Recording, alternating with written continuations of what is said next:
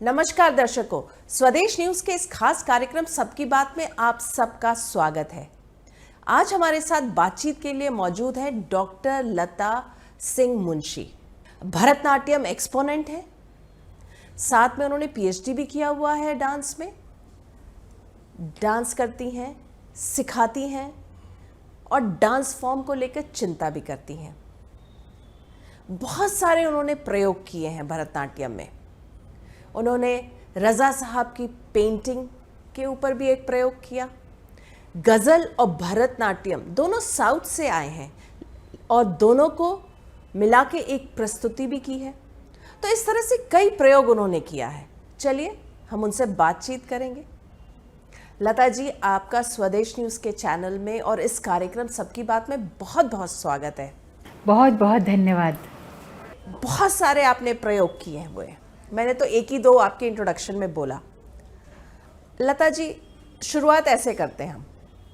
देखिए, चुनाव का माहौल है, चुनाव की सरगर्मियां हैं। जहां जाइए वहां नेता पहुंच रहे हैं, वोट मांग रहे हैं, जनता तय कर रही है। थोड़ा सा मैं चाहूंगी कि आप थोड़ा एक्सप्रेशन से बताएं। ओके। हाँ, जैसे चलिए मैं वोट मांगने आ रही हूँ, मैं आपसे वोट मांगने आ रही हूँ, मैं नेता हूँ और आप मुझे वोट नहीं देंगी, तो आपके चेहरे पे एक्सप्रेशन कैसा रहेगा? और अगर आप मुझे वोट देंगी, उम्मीदवार आपको पसंद है, तो आपके चेहरे पे एक्सप्रेशन कैसा रहेगा? वाह, बहुत अच्छी बात कही आपने। मुझे लगता है कि बहुत ही संदर्भ से रिलेटेड है कि जैसा माहौल है। तो अगर मैं जस्ट एक एक्सप्रेशंस आपको बताती हूँ कि अगर मैं आपको नहीं पसंद करती हूँ, आपका काम मुझे पसंद नहीं है और आप मुझे सामने से दिख जाते हैं, जो मुझे ऐसा लगता है कि आप मेरे ही पास आ रहे हैं, तो मेरे एक्सप्रेशंस कुछ, क्योंकि मैं ये कोशिश करूँगी कि मैं आपको ये पता भी ना लगने दूँ कि मैं आपको पसंद नहीं करती हूँ, और मेरा जो ओरिजिनल पसंद और नापसंद है वो भी चेहरे पे दिखना चाहिए। तो वो जो दोनों का मिला जुला जो भाव होगा वो कुछ इस तरह से हो सकता है। जी,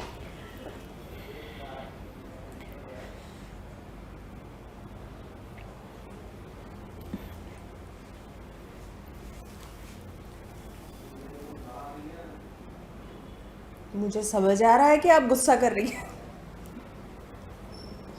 कुछ इस तरह से। हाँ। और मुझे लगता है शायद डिसलाइकिंग बहुत ज़्यादा हो गई आपको इस दिख जो गई, समझ में तो कैंडिडेट को भी समझ आ जाएगा। अगर आप मुझे पसंद कर रही हो और मुझे वोट आप देंगी, तब तो अरे आप, हाँ, अच्छा ज़रूर, आपके तो हम लोग कब से ये इंतज़ार कर रहे थे कि ये मौका वोट देंगी। ज़रूर ज़रूर, और हर वक्त मैं चाहूँगी कि आप ही इस इलेक्शन में जीत कर आए। अरे क्या बात है, क्या बात है।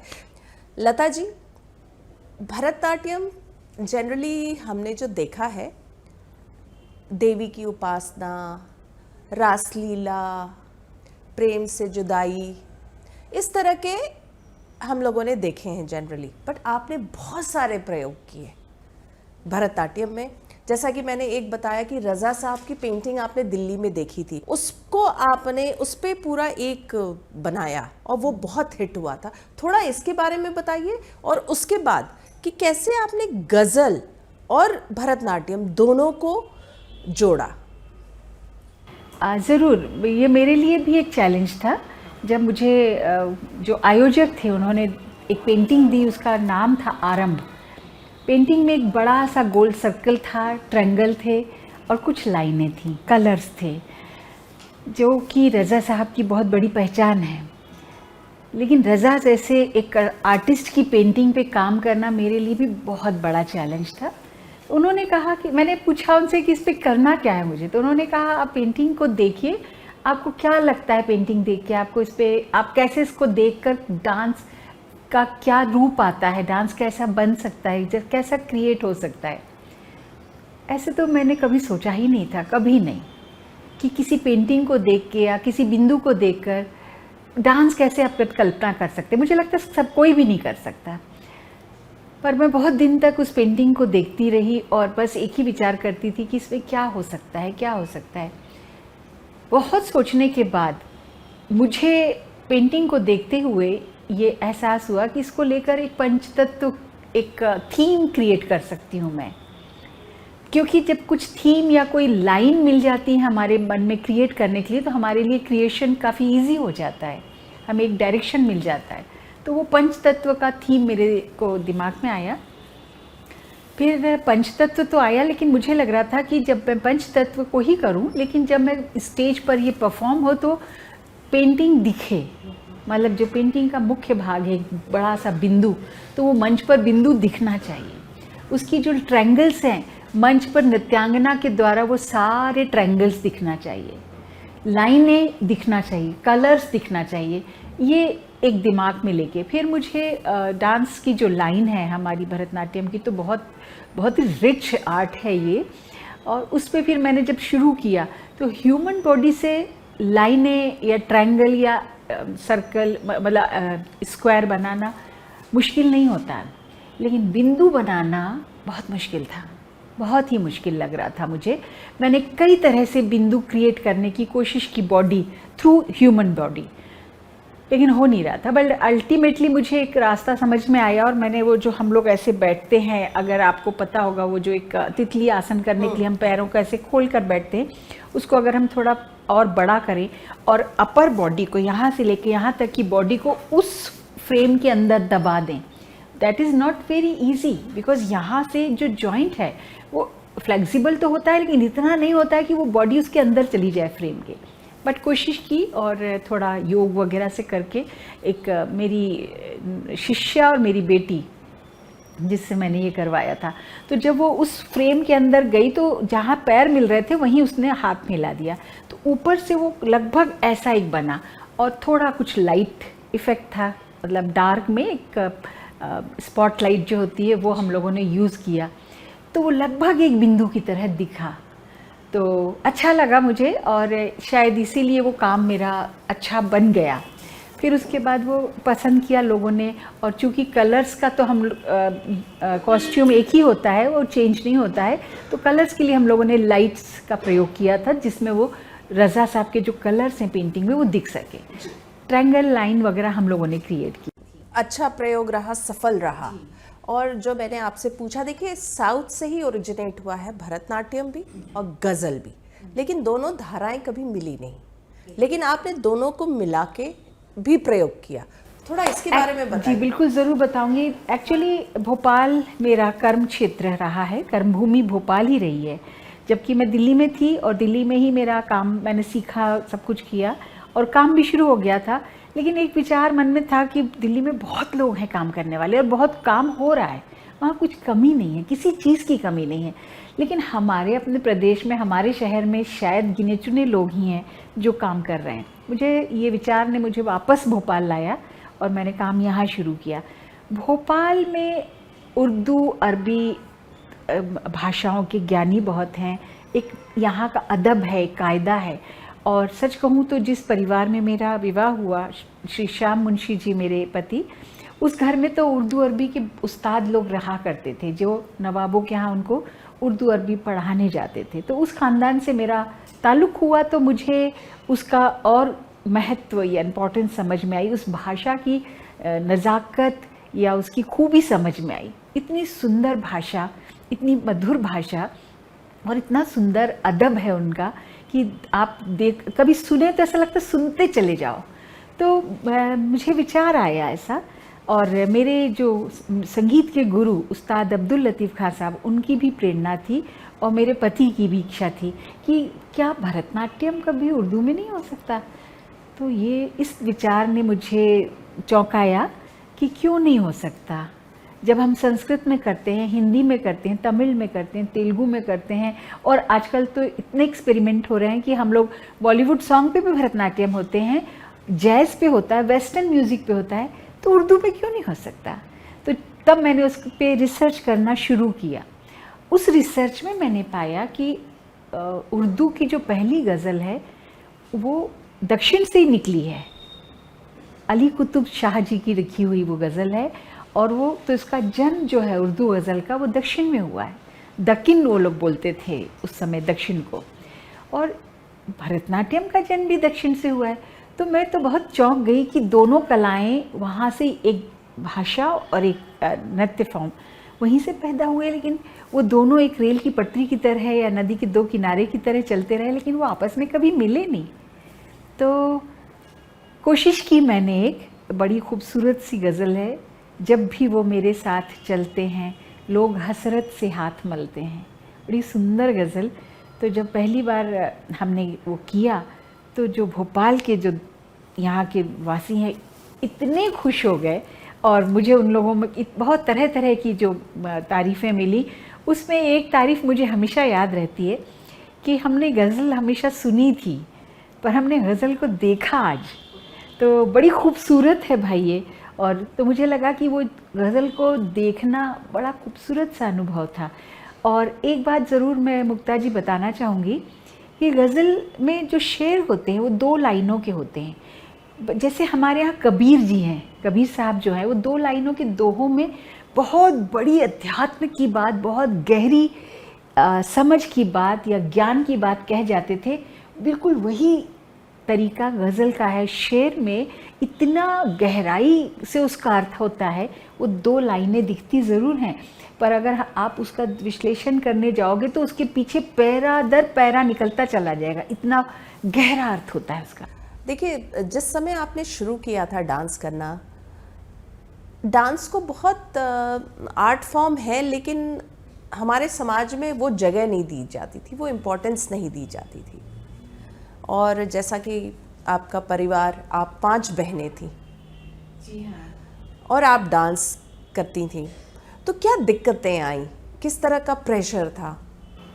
बहुत अच्छी बात कही कि मुझे लगता है कि कोई भी मंजिल तक पहुंचने के बाद मंजिल बहुत अच्छी लगती है, लेकिन उसका जो सफ़र होता है वो बड़ा कष्टप्रद होता है। तो बहुत कम लोग उस सफ़र के बारे में जानते हैं। तो मैं ज़रूर बताऊंगी कि मेरे मतलब हम लोग जिस पीढ़ी से हैं, तो मेरे माता पिता बहुत ही सिंपल, साधारण, बड़े प्यारे, अच्छे लोग, और म्यूज़िक और कलाओं से बेहद प्यार करने वाले ऐसे इंसान हैं। कोई कलाकार नहीं था लेकिन बेहद कला के प्रति उनका समर्पण या प्रेम बोलूं। हम 5 बेटियां उनकी जब हुई तो लोगों ने तो उस वक्त तो बेटी होना एक बहुत बड़ा, मतलब क्या बोलूं उसको, मैं बोलना नहीं चाहती, उस शब्द को ही नहीं बोलना चाहती, पर वो बहुत अच्छा भी नहीं समझते थे और बड़े दयनीय नज़रों से देखते थे कि इनकी 1 2 नहीं 5 बेटियां हैं। हाँ। तो और मुश्किल था सबके लिए, और सबका पढ़ाई लिखाई करवाना, और साथ में एक हम लोगों का जो एक अपना पैशन जिसको था बोलें, या एक सबका शौक़ था, वो अपना अपना अलग था।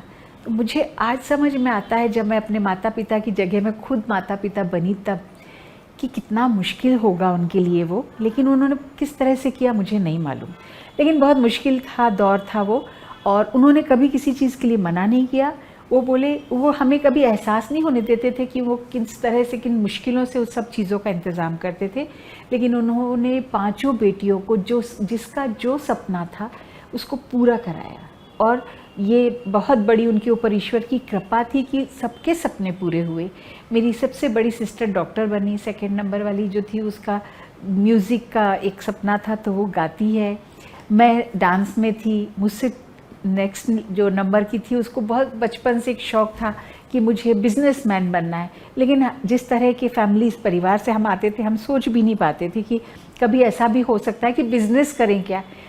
लेकिन आज उसकी अपनी फैक्ट्री है और वो बहुत बड़ा एक्सपोर्ट का बिज़नेस कर रही है। वो मतलब मुझे तो लगता है ये सिर्फ एक करिश्मा है, एक मेरे माता पिता का आशीर्वाद है, एफर्ट है, और कुछ नहीं, क्योंकि इतने बड़े बड़े सपने थे जो सबके पूरे हुए। मेरा अपना सपना कि मैं एक नृत्यांगना के रूप में जानी जाऊं, तो मुझे लगता है कि मेरा सपना भी ईश्वर ने पूरा किया। और आज मैं बहुत सारे बच्चों को सिखा रही हूँ, कराती हूँ, और कितने सारी मेरी शिष्याएं जो खुद इस काम को लेकर अपना काम कर रही हैं। तो मुझे लगता है कि अगर हम इस लायक बना पा रहे हैं किसी को, तो शायद ये उसकी बहुत बड़ी कृपा है। और सबसे छोटी जो है वो स्टेट बैंक में मैनेजर है और बम्बई में पोस्टेड है। तो सभी बेटियां अच्छे अच्छे जगहों पर अपना काम कर रही हैं। तो ये उन लोग का सपना था।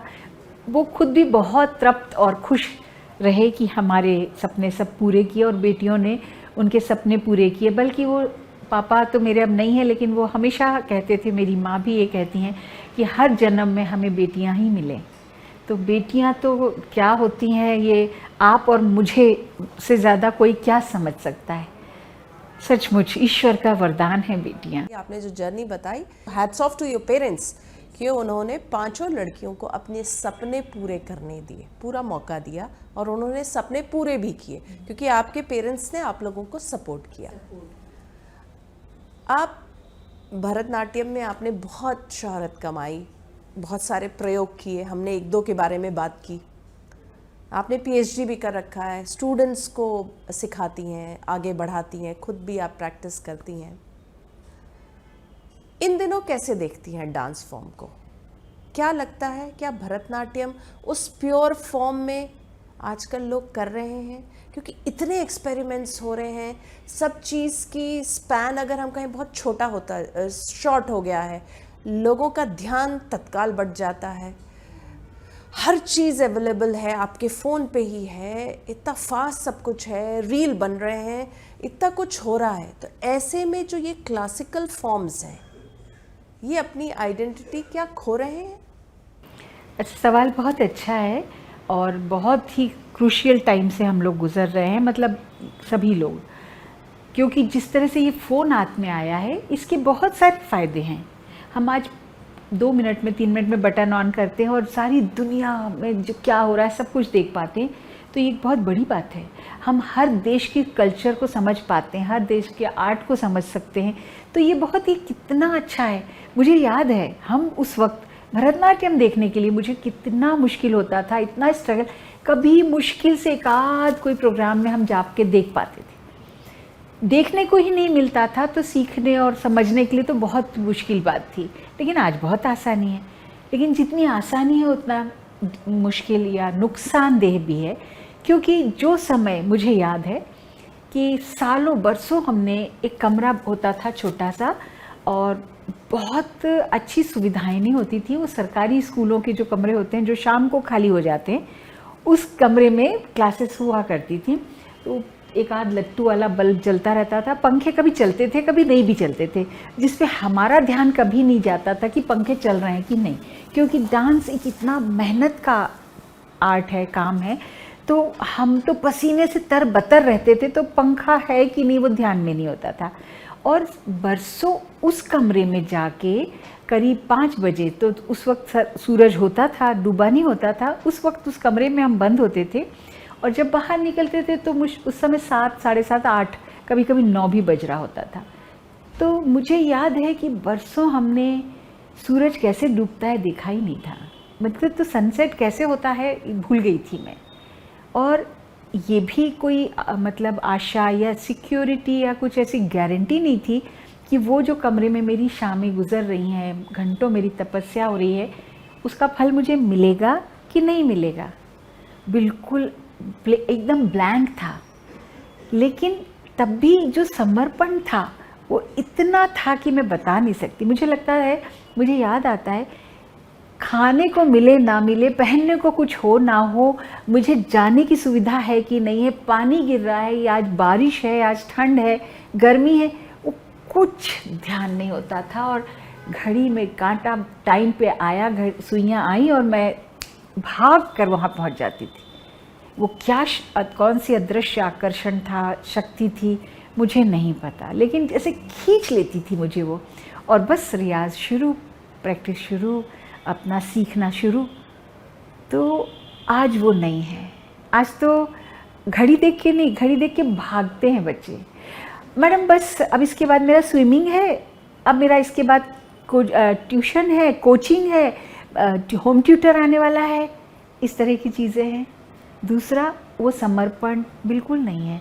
पेरेंट्स जब स्कूल एडमिशन के लिए आते हैं तो सबसे पहले पूछते हैं कितने साल में कर लेगी, स्टेज पे कब तक आ सकती है ये, परफॉर्मेंस कब तक कर पाएगी, ये कैसे कर लेगी। तो ये बहुत बड़ा एक फ़र्क है। आपने बहुत सारे अनगिनत परफॉर्मेंस दिए हुए हैं, स्टेज परफॉर्मेंस। कोई ऐसा पल याद आता है जब कोई बहुत ही विशेष व्यक्ति बैठा हो, देख रहा हो, ने देखा हो आपका परफॉर्मेंस और उसके बाद उसने कॉम्प्लीमेंट दिया हो? ऐसे तो अगर मैं कहूँ कि जिनके बड़े नाम हैं या जिनकी बड़ी पहचान है, ऐसे बहुत लोग देखते हैं, बहुत बार देखते हैं। वो तो प्रोग्राम्स के प्रोटोकॉल भी है कि बड़े सारे गेस्ट आते हैं, उनको हम लोग बुलाते हैं, इनवाइट करते हैं। लेकिन एक परफॉर्मेंस मैं आपको ज़रूर बताऊंगी। एक प्रोग्राम था मानव संग्रहालय में, तो उसमें एक बहुत ही बूढ़ा आदमी, सफ़ेद बाल, एकदम सफ़ेद दाढ़ी और एकदम फ़कीरों जैसे कपड़े, ऐसा व्यक्ति आया। चूँकि वो बहुत बूढ़े थे तो मेरे हस्बैंड उठे, वो ऑडियंस में ही बैठे थे, वो उठ के गए और उनको सपोर्ट करके कि वो चल नहीं पाएंगे, बहुत बड़ा ऑडिटोरियम है, तो उनको पकड़ के संभाल के, और वो बोले बेटा मेरी आँखों की रोशनी बहुत ज़्यादा नहीं है, तो मुझे ऐसी जगह बैठाओ जहाँ से मैं देख सकूँ। तो उनको सबसे आगे ला के बैठा दिया। वो आके बिल्कुल ऐसे सिंपल से ऐसे बैठ के और ऐसे देख रहे थे। प्रोग्राम शुरू हुआ, मैं तो अपना स्टेज पे प्रोग्राम कर रही थी, मुझे नहीं पता, लेकिन मेरे हस्बैंड ने, श्याम जी ने मुझे बताया कि जब तुम्हारा प्रोग्राम शुरू में नहीं, वो देखते रहे, अचानक मैंने मीरा शुरू किया। एक प्रस्तुति है मीरा की कि वो कैसे कृष्ण के प्यार में पागल थी और जगह जगह ढूंढती रहती थी, और लास्ट में बिल्कुल अंत समय में उनको कृष्ण ने दर्शन किए थे, तो वो प्रसंग मैं कर रही थी। तो बोले जैसे ही आपने मीरा शुरू किया तो मैंने देखा कि वो जो बुज़ुर्ग इंसान है वो रोने लगे। अच्छा, रोने लगे तो मुझे लगा कि कोई वजह, कोई चीज़ याद आ गई कुछ, लेकिन उसके बाद मैंने देखा उनका रोना बढ़ता जा रहा था और उनके धारों आंसू बहते जा रहे थे, और वो बस एक टकटकी लगा के देख रहे थे और किसी से कुछ, बल्कि मैंने उनसे पूछा कि आपको कोई तकलीफ़ है क्या, कुछ परेशानी? उन्होंने बिल्कुल ऐसे कर दिया कि बिल्कुल मुझसे मतलब कोई बात ही ना करे, ऐसे मुझे ऐसा लगा, और वो मुझे देखते रहे। तो जब प्रोग्राम ख़त्म हुआ, ये सब हुआ, वो बैठ के देखते रहे, तो उसके बाद वो बोले कि हमें उनसे मिलना है जो अभी यहाँ नृत्य कर रहे थे। तो उनको पकड़ के पीछे ग्रीन रूम की तरफ वो लाने लगे। तो इतने में मुझे किसी ने बताया कि कोई एक बहुत संत फकीर जैसे कोई व्यक्ति हैं जिनको वो प्रोग्राम देखने आए थे, ये मुझे पता चल गया, वो बहुत रोए हैं आपका प्रोग्राम देख के और वो मिलना चाहते हैं। तो मैं बाहर आई तो इतने बुज़ुर्ग इंसान, और सचमुच कुछ उनका और अलग सा था मुक्ता।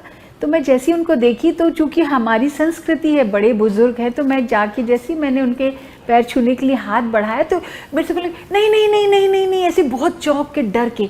तो मैं डर गई कि कुछ गड़बड़ हो गया, क्या गलत हुआ मुझसे। तो बोले आप पैर मत छूना मेरे। तो मैंने कहा क्यों? बाबा मैं पैर, आपको आशीर्वाद लेना चाहती हूँ। तो बोले नहीं बेटा, तुम तो आज थी ही नहीं जहाँ जो डांस कर रहा था वहाँ पे, मंच पर जब तुम थी तो तुम तो नहीं थी बेटा, वहाँ तो कोई और था, मैं उसके पैर छूने आया हूँ जो मंच पे था। मुझे कुछ समझ में नहीं आया, लेकिन उन्होंने मेरे पैरों पे हाथ लगा के और माथे से लगाया। वो बोले कि जब आप मंच पे थी, शरीर आपका था बेटा, लेकिन आप नहीं थे वहाँ। तब पहली बार मुझे लगा कि कई बार हम प्रदर्शित जब अपने उसमें चले जाते हैं भाव में, तो शायद कभी कभार ऐसा भी होता है कि हम नहीं होते, स्वयं ईश्वर हमारे अंदर आ जाते हैं, और वो उनको देखने की नज़र कुछ उसी तरह के लोगों में होती होगी जो उन्हें देख पाते हैं। मैं और आप तो नहीं देख सकते, पर उनकी उस बात को जब मैंने समझा तो मेरे पूरे रोंगटे खड़े हो गए, और मुझे लगा कि क्या सचमुच ईश्वर आके चले गए? कि ये सच है कि हम जब भाव में बहुत डूब जाते हैं तो हमें कुछ होश नहीं रहता, लेकिन होश नहीं रहने का मतलब ये कभी नहीं समझ में आया था कि उस पल हमारे अंदर कोई और होता है। ये बात मैंने उस दिन समझी और एक महसूस हुआ। फिर मेरे को बार बार वो एक ऐसा आनंद था, एक इतनी खुशी थी, एक अजीब तरह की अनुभूति थी कि मैं हर प्रोग्राम में जब मैं मंच पर जाती थी तो बस एक ही प्रार्थना करती थी, ईश्वर वो अनुभव, वो रोमांच, वो खुशी आज फिर देना। आप बता रही हैं और मेरे रोंगटे खड़े हो रहे हैं। बहुत ही अद्भुत किस्सा आपने हमारे साथ शेयर किया है। और लता जी, आप स्वदेश न्यूज़ के चैनल में आई, आपने सबकी बात को अपना समय दिया, इतनी अद्भुत बातें आपने बताई, आपका बहुत बहुत धन्यवाद। और मैं चाहूँगी जाते जाते आप इसको अपने ही डांस फॉर्म में बताएं। स्वदेश को मैं क्या बोलूँ, आज जब मैं स्वदेश की इस नए ऑफिस में आई तो मैं देखकर खुश हो गई, बहुत खुशी हुई मुझे।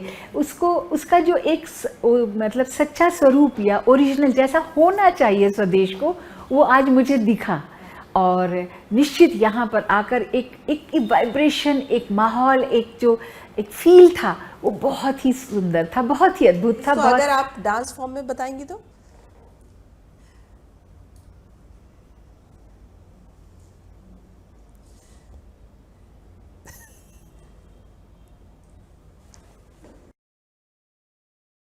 हमारी शुभकामनाएं आपके साथ है। मेरी भी शुभकामनाएं स्वदेश के लिए।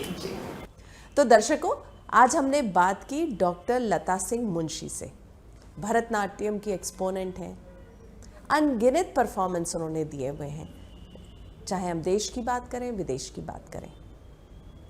बहुत सारे उन्होंने प्रयोग किए हैं भरतनाट्यम के साथ, और इन प्रयोग को लोगों ने सराहा भी बहुत है, और इन प्रयोग को लोगों ने सराहा भी बहुत है। तो इस एपिसोड में इतना ही।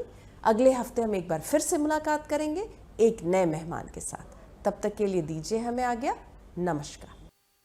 ऐसे ही वीडियोस को लाइक, शेयर, फॉलो और YouTube को सब्सक्राइब कर बेल आइकॉन दबाना ना भूलें, और ताज़ा अपडेट्स के लिए हमारी वेबसाइट swedeshlive.com पर जरूर जाएं।